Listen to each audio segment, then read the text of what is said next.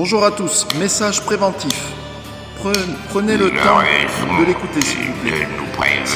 C'est au sujet des booters. Vous savez, j'ai eu récemment une expérience où une personne est arrivée sur un de mes lives. Une très belle personne, super photo de profil, etc. Elle a commencé à échanger, elle a offert des cadeaux, machin, des chouettes. Elle a commencé également à échanger avec d'autres personnes qui sont restées longtemps sur le live, tout à fait normal,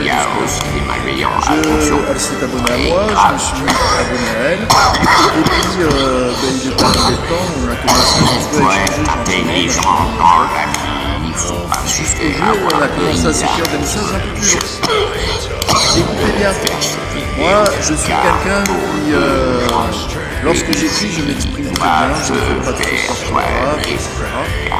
Et en mettant en message, vous savez, les messages, pas par le biais de TikTok, mais par la messagerie standard, mais en RCS.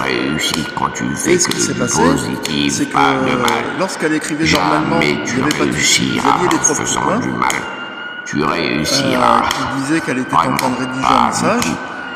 Mais dès lors que j'écrivais quelque chose de plus long, un peu plus élaboré, entre guillemets,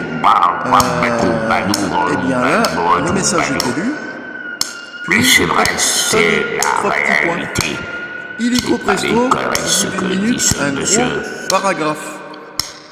Sans faute d'orthographe, très bien tourné, toujours en accord avec moi, qui à la fin il y avait une question ouverte pour me relancer sur autre chose. Et il y avait également le symbole, vous savez, les petites étoiles avec le signe qui prie. Voilà, et ça, c'est très très caractéristique de quelqu'un qui prend votre message, qui l'envoie sur ChatGPT ou sur une autre application, et qui demande de faire une réponse. Voilà, par le biais de l'IA. Ensuite, deuxième indice, la personne a commencé à m'envoyer des photos d'elle, des photos les unes plus magnifiques que les autres. Alors, étant donné que la personne est restée longtemps avec moi en live sur plusieurs jours, il y en a beaucoup qui me posent des questions, des fois je réponds à côté de la plaque, des fois je réponds bien.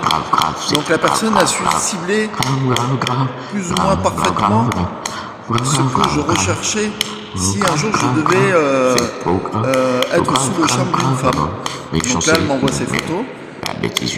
Magnifique, hein, que voulez-vous que je vous dise. Sauf que là, à un moment donné, j'ai commencé à tiquer un petit peu. J'ai envoyé les photos pour les faire analyser par le biais des applications. Il disait qu'il n'y avait rien qui notifiait comme quoi c'était fait avec l'IA. Mais quand on zoomait très fortement, par exemple au niveau des doigts, il y avait des imperfections au niveau du téléphone. Les sourcils de la personne étaient superposés par rapport aux cheveux. Enfin, il y avait plein de petits détails comme ça. Faites très attention. C'est des photos qui sont complètement générées par IA. C'est pour ça que lorsque vous faites un Google Lens, vous ne les trouvez pas. Et là, vous vous dites, bah, c'est une personne réelle. Non, non, non. C'est un brouteur, en fait. C'est quelqu'un qui va commencer à lier des choses. Elle va tisser petit à petit une toile avec vous. Et ben vous, à un moment donné, vous allez faire quoi? Vous allez vous libérer, vous allez commencer à vous ouvrir. Et là, c'est là où est le piège. Méfiez-vous. C'est tout ce que je peux vous dire. Méfiez-vous.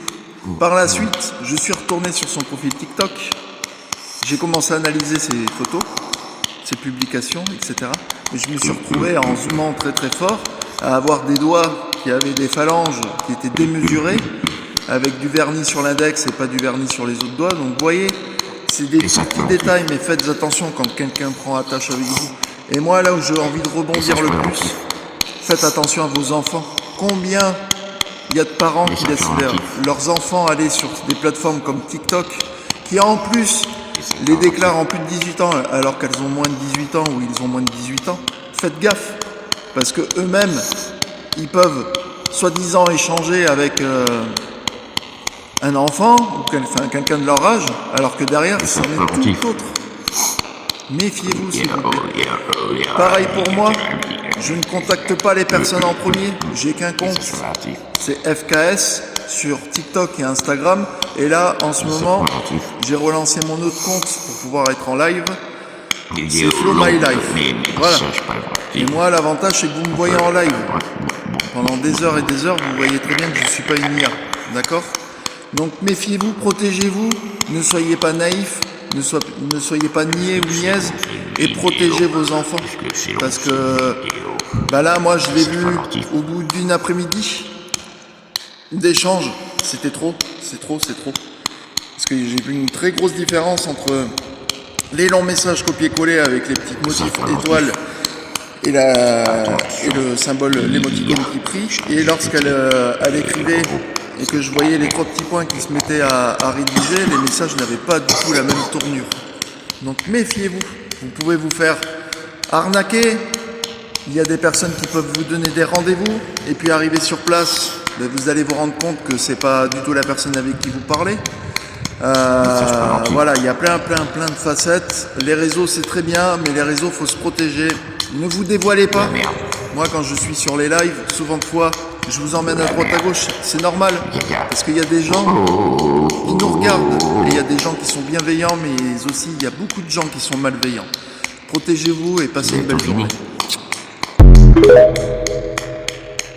C'était long. Ouh là là.